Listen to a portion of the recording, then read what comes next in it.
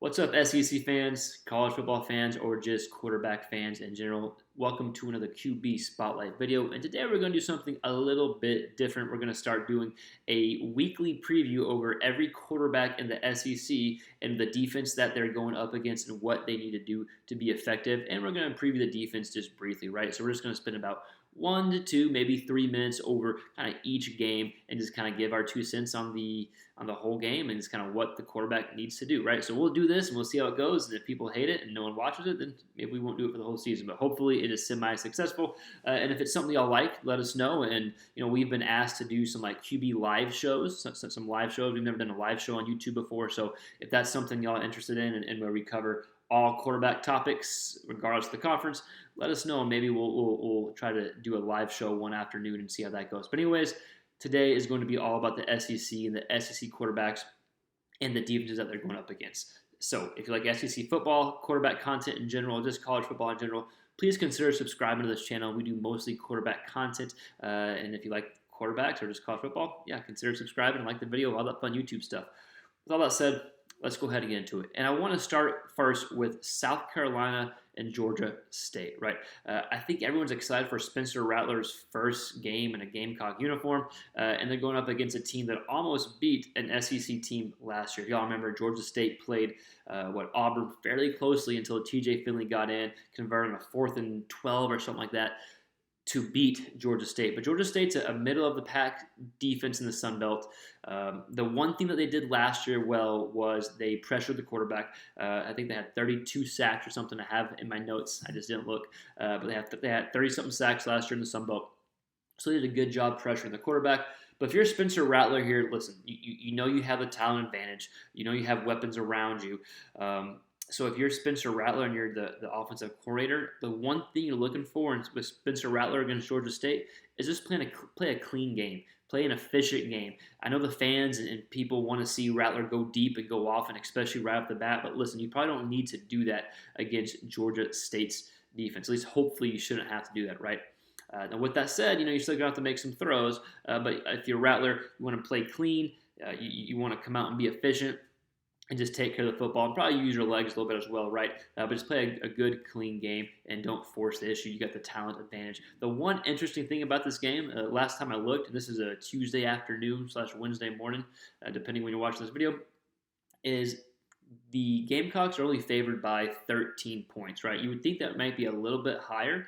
So this is something to watch out for. It might be a bit closer than people think, but still I think South Carolina should handle Georgia State.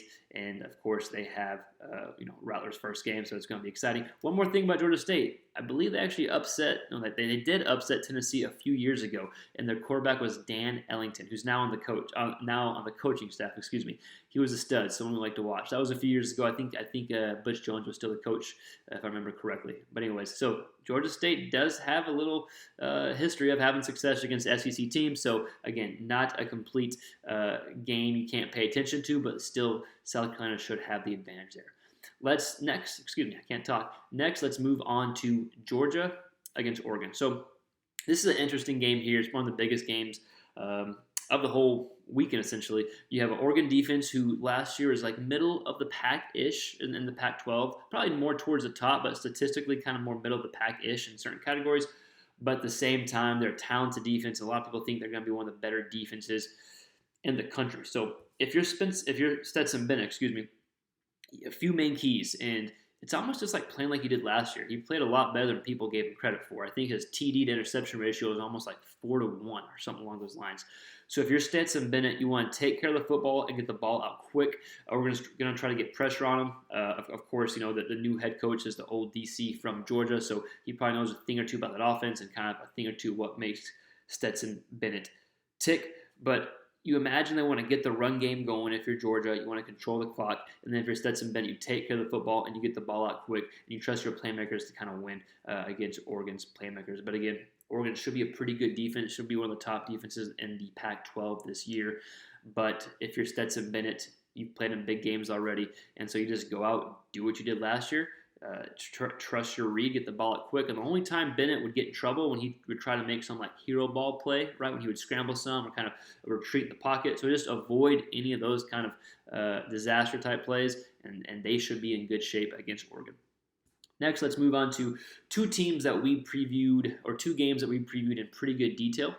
So we're only going to spend about 20, 30 seconds over each game. If you want the longer version of these games, we actually put out a full video over each of these two games coming up if you want to kind of dive into that, about a 10, 12-minute preview. Anyways, Arkansas against Cincinnati, one of my favorite games of this weekend. We're not going to talk too much about it. Go watch the old video or the video we put out a few days ago. But the main thing, if you're KJ Jefferson going up against a Cincy defense, you know Cincy has a lot of turnover on that defensive side of the ball.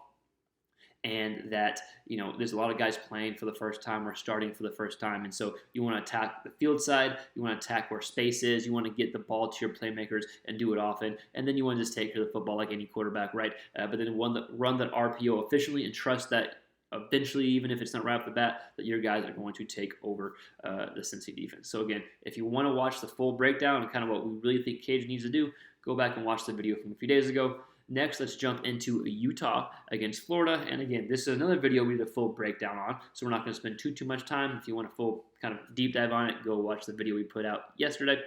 But if you're Anthony Richardson, that Utah defense was the best defense in the Pac-12. So if you're Richardson, there's a few things you want to do. You want to play within the offense, right? You don't want to force anything. Utah's defense may try to bait him to force a ball he shouldn't be throwing. So if you're Richardson, you want to play within the offense, take what the defense gives you. Don't try to force a big play. Let the big play naturally happen. At the same time, I think he'll need to use his legs some because Utah led the Pac-12 in sacks with like 41 last year, and I expect them to, be pretty physical and pretty good in the line of scrimmage throughout the season. And so if you're Anthony Richardson, using your legs to your advantage, I think is a good thing. They probably haven't seen a quarterback as fast as Richardson. Let's move on. I'm going to turn this page. I feel all fancy with notes in front of me. All right, so next we're going to a school that hasn't named a starting quarterback yet. It's one of the more interesting storylines in college football, at least to me, and that's LSU against Florida State. So Florida State being kind of a middle of the pack ACC defensive team last year, coming to play LSU this year. The one thing that Florida State did pretty well last year was pressure the quarterback. They had 33 sacks last year. I know they lost, some major production, but you would think they could at least build on top of that. So you can, expect there to be at least some pressure on the LSU quarterback. And, they're coming in there. They're only a 3-point underdog, at least last time I checked. And so they're coming in there with the expectation that they're going to win, right? So, again, LSU hasn't named their starting quarterback yet. But regardless who their starting quarterback is, whether it's Jaden Daniels or Garrett Nussmeier, Daniels being the more athletic of the two, but at the same time, Nussmeier can still use his legs. So regardless who is the quarterback, I think creating some easy throws, outside the pocket throws, get them comfortable using their legs, kind of avoid the pass rush, get them outside the pocket, and just get them comfortable in that kind of regard. I think it's probably a pretty good kind of key and something that LSU would probably try to do since both of those guys can run a little bit. That's key number one against Florida State. Get outside the pocket a little bit, use your legs, create some easy throws. Then key number two, I think, is kind of easy. You hear everyone talk about the LSU wide receiver room, right? From Butte to everyone else. People say that Butte is the best receiver in the SEC, and people say that LSU potentially has the best wide receiver group in the SEC. So if that's the case, go out and prove it. Go out and show it. You know what I mean? Whoever the quarterback is, go give your guy a chance, right? If you just throw them a catchable ball, if they're the best receiving core of the SEC, they should be able to go up and win. So the two main keys for LSU's quarterback, regardless who it is, get the ball to your wide receivers and let them prove, if you think they are, let them prove that they are the best receiving core and the SEC. And then create easy throws, get outside the pocket, get comfortable, use your legs a little bit, right? Use that athleticism to your advantage. All right, next we're going to jump into some Thursday night games. Again, not any big games for the SEC, but there are two games. We got Tennessee against Ball State. We're not going to spend too much time here because I think it's fairly simple. If you are Hendon Hooker in Tennessee, you want to be out by the fourth quarter. You want to be up by like the 5 or 6 touchdown range and be out by the fourth quarter and let Joe Milton get in and get some reps, right? That's all we're going to spend time on in that game. Now, we could, upset could always happen, but if you're a Hooker, ball out, get out by the fourth quarter.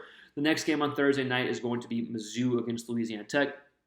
Louisiana Tech was not a very good CUSA defense. They were kind of bottom of the barrel, if you will, giving up almost 270 yards through the air. So this is a good time for Brady Cook, who is the starting quarterback for Mizzou.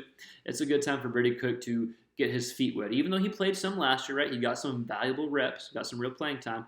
This is a good time to get his feet wet early on in the season. If you're a Cook, you have the advantage on the skill wise. You have the advantage talent wise, right? So don't force anything.